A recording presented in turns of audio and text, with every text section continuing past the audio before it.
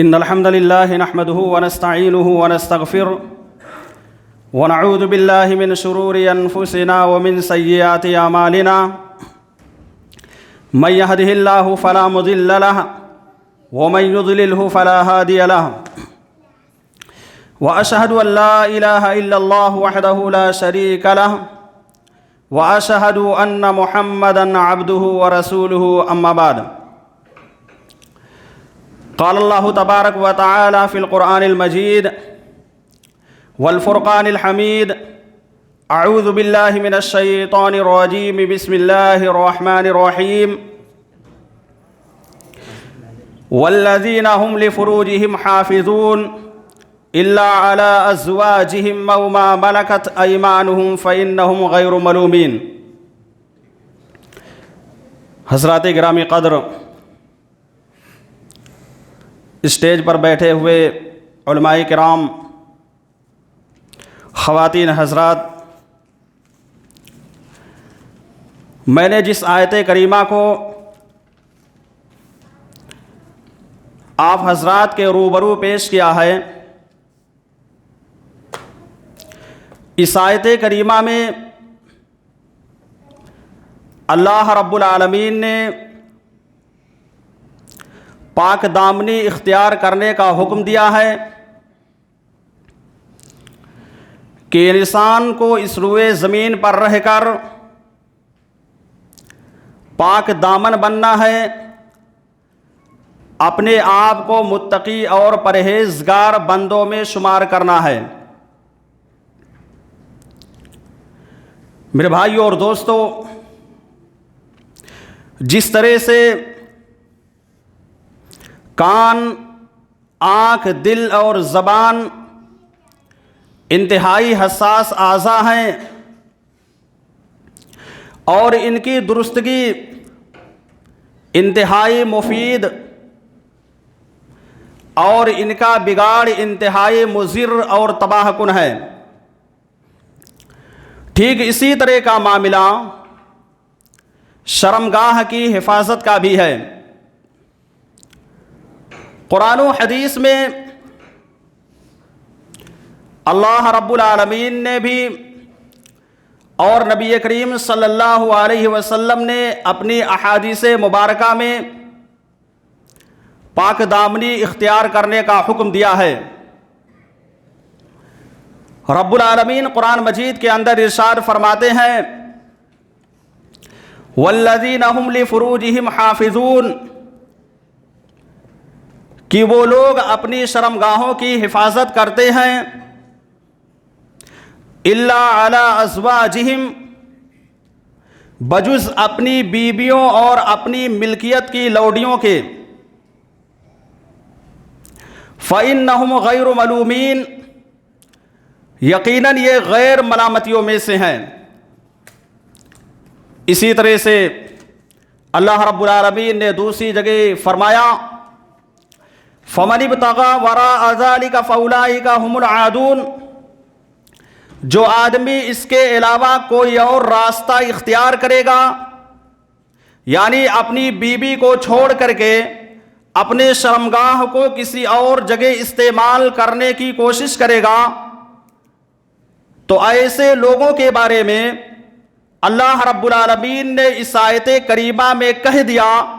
کہ یہ لوگ اللہ رب العالمین کے مقرر کردہ حدود کو پار کرنے والے ہیں۔ اسی طرح سے اللہ تبارک و تعالیٰ نے سورۃ الاحزاب میں مومن مسلمان مرد اور مومنہ عورتوں کی بڑی تعریف کی ہے۔ رب العالمین فرماتے ہیں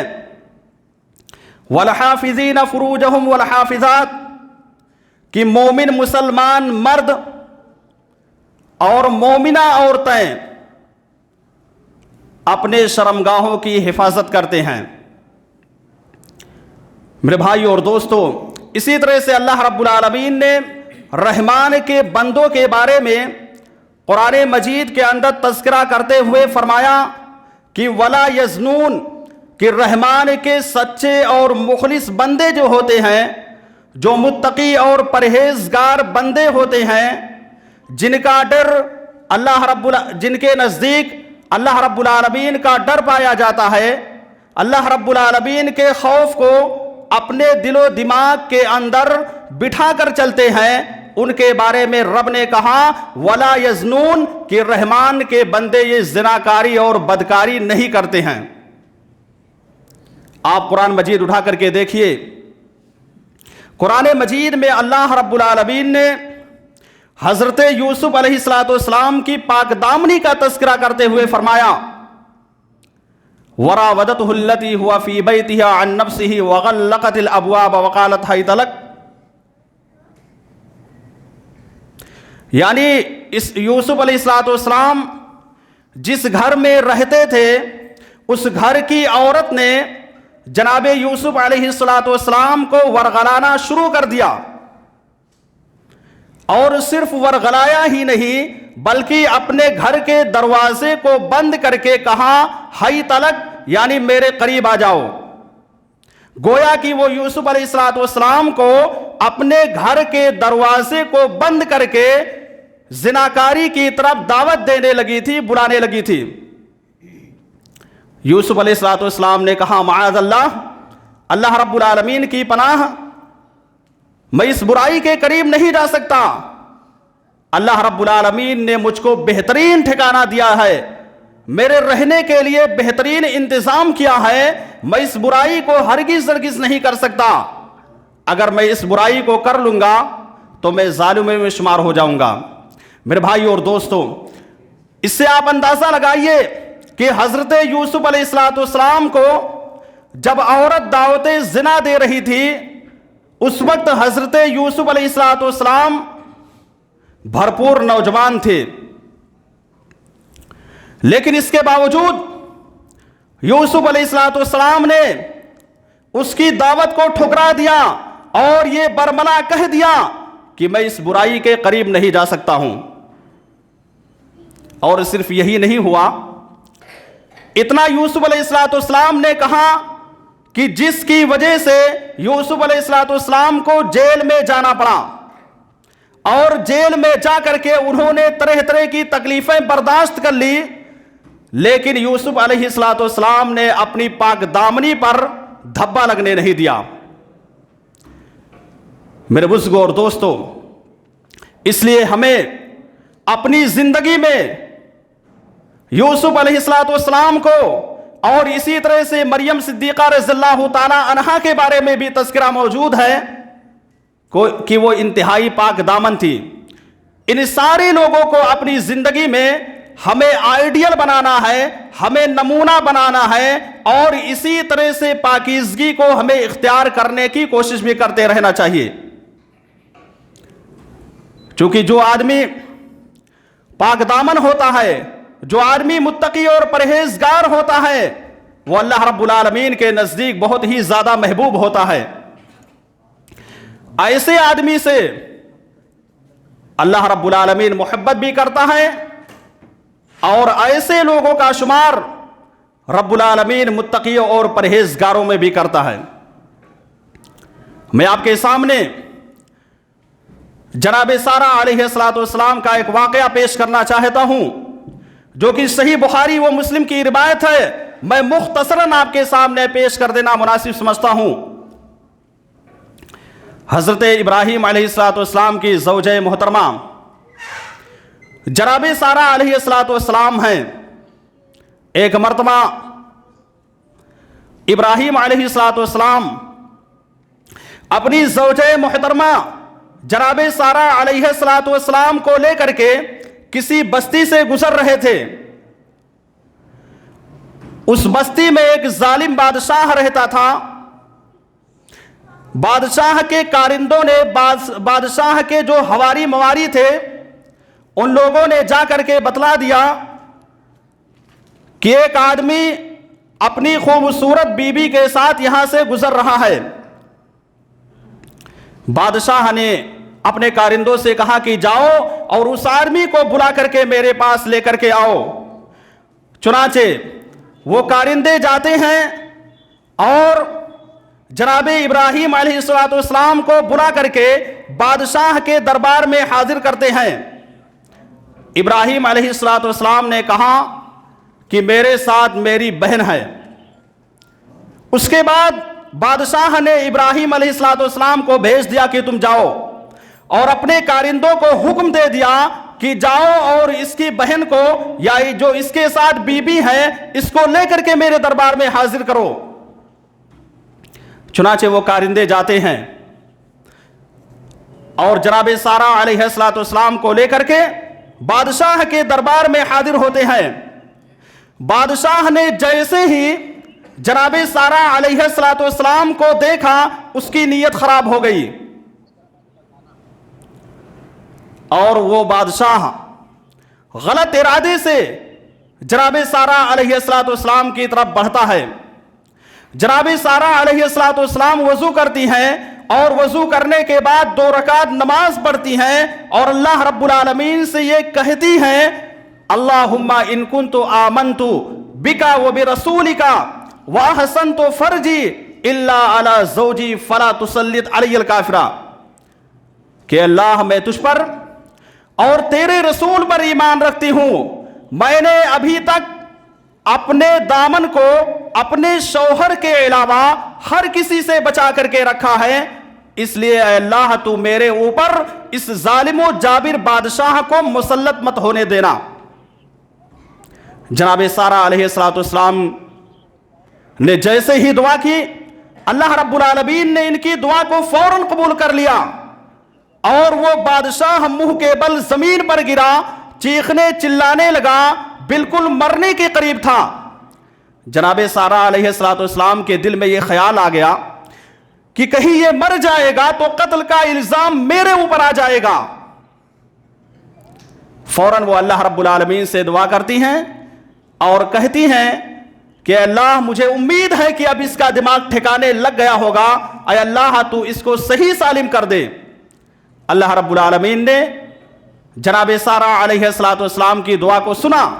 اور سننے کے بعد فوراً اس بادشاہ کو صحیح و سلامت کر دیا۔ لیکن ابھی بھی اس بادشاہ کا دماغ ٹھکانے نہیں لگا، دوسری مرتبہ پھر پلٹ کر کے جناب سارہ علیہ السلام کی طرف غلط ارادے سے بڑھتا ہے۔ جناب سارہ علیہ السلام پھر دعا کرتی ہیں اللہ رب العالمین سے کہ اللہ میں تجھ پر اور تیرے رسول پر ایمان رکھتی ہوں، اے اللہ میں نے اپنی شرمگاہ کو اپنے شوہر کے علاوہ ہر کسی سے بچا کر کے رکھا ہے، لہٰذا اللہ تو میرے اوپر اس ظالم و جابر بادشاہ کو مسلط مت ہونے دینا۔ بہرحال اللہ رب العالمین نے جناب سارہ علیہ السلام کی دعا کو دوسری مرتبہ سنا اور بادشاہ پھر صحیح سالم ہو گیا، لیکن پھر بھی وہ تیسری مرتبہ چوتھی مرتبہ غلط ارادے سے جناب سارہ علیہ السلام کی طرف بڑھا۔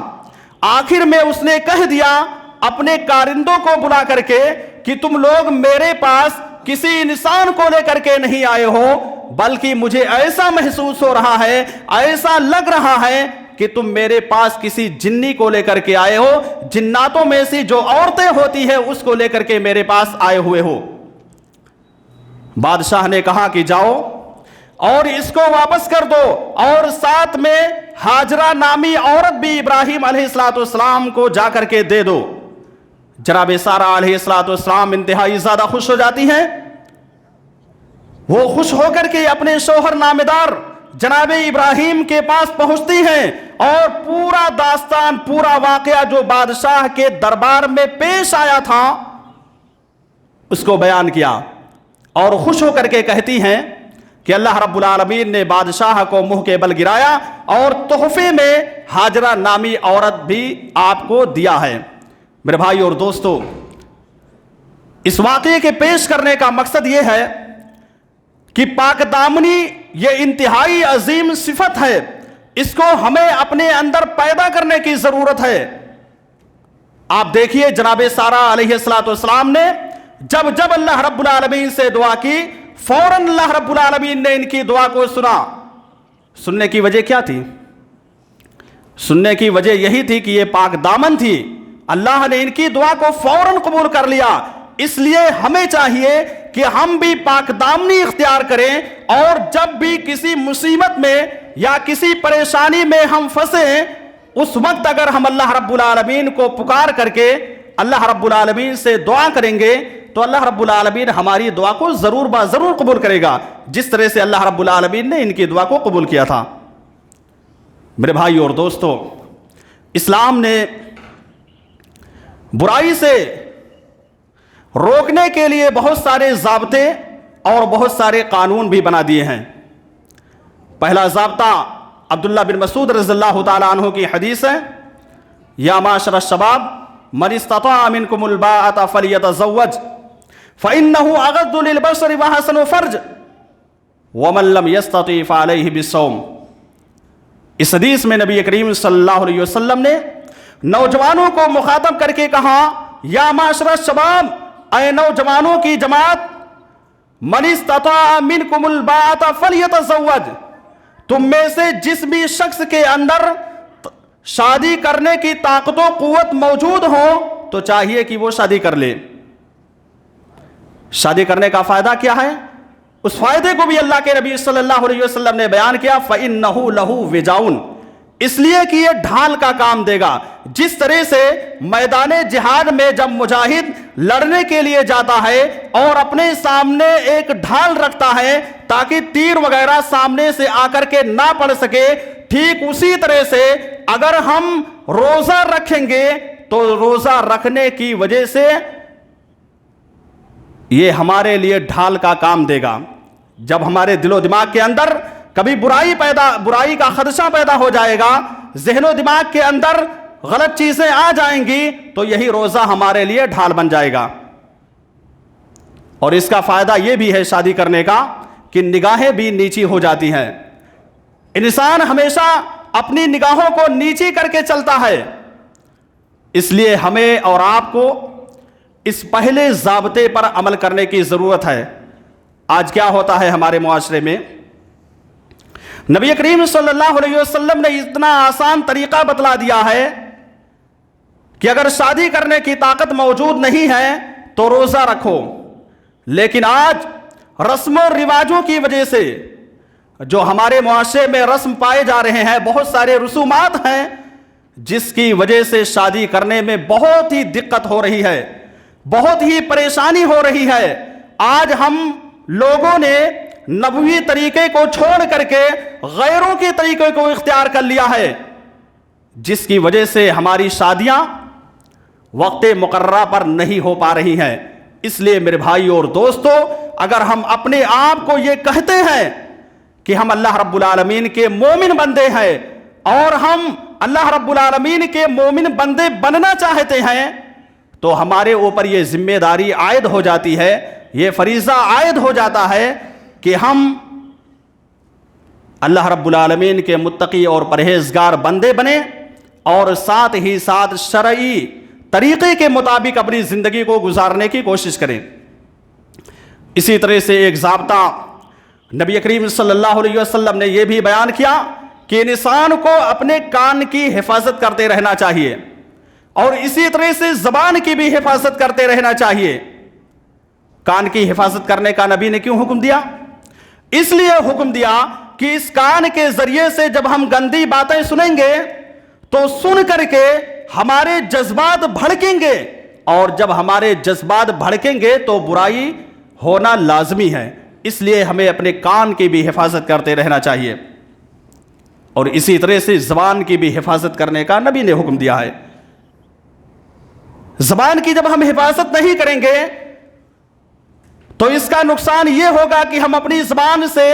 جو بھی چیزیں یا جو بھی چیز دل کے اندر پیدا ہوگی اس کو ہم بیان کرتے رہیں گے، اپنی زبان سے نکالتے رہیں گے،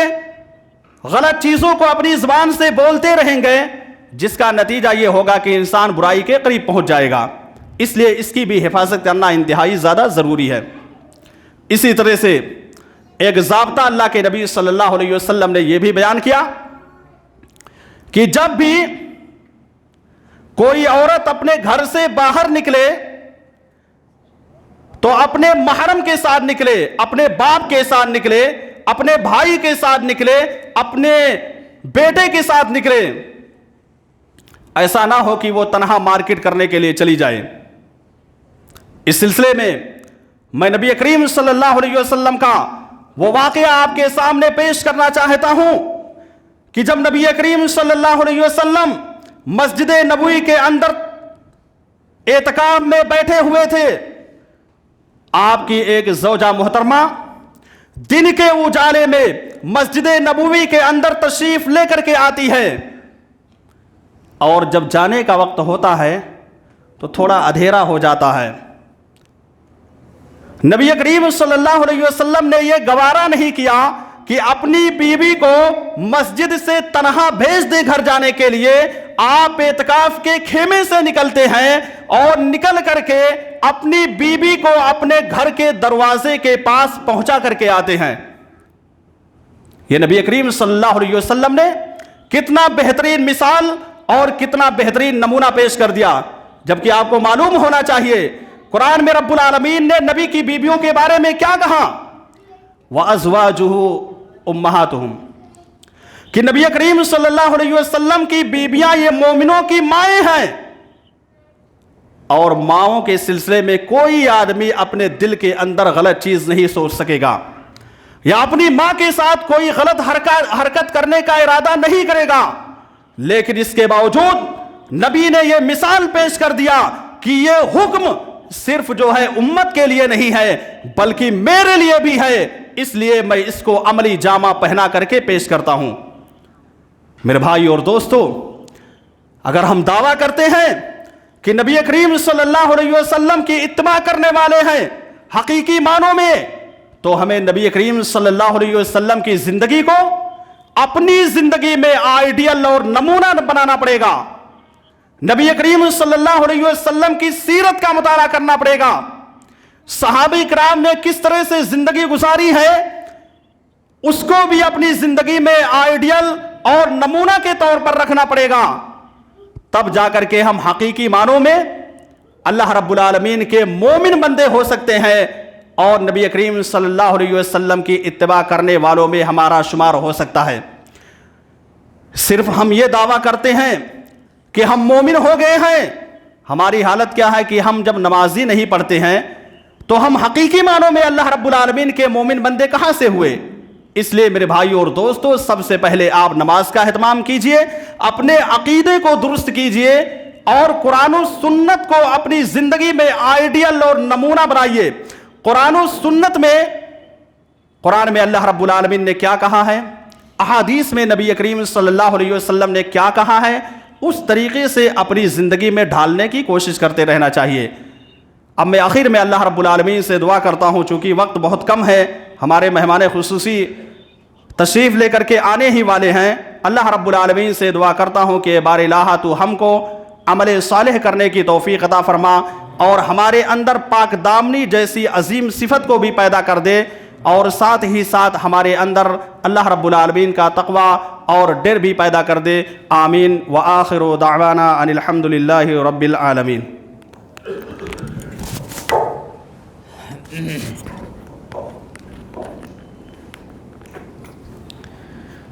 جزاک اللہ شکراً،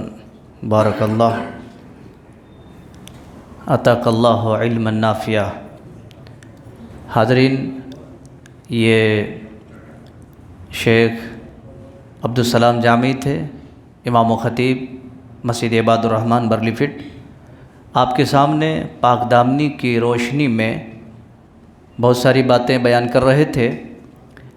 یاد رکھیے گا، کسی شاعر نے بڑی ہی بہترین نقشہ ہی کھینچ دیا ہے، عقابی روح جب بیدار ہوتی ہے جوانوں میں، عقابی روح جب بیدار ہوتی ہے جوانوں میں، نظر آتی ہے ان کو اپنی منزل آسمانوں میں۔ وہ زمین پہ چلتے ضرور ہیں لیکن ان کی نظریات، ان کے خیالات اور ان کی ساری چیزیں آسمان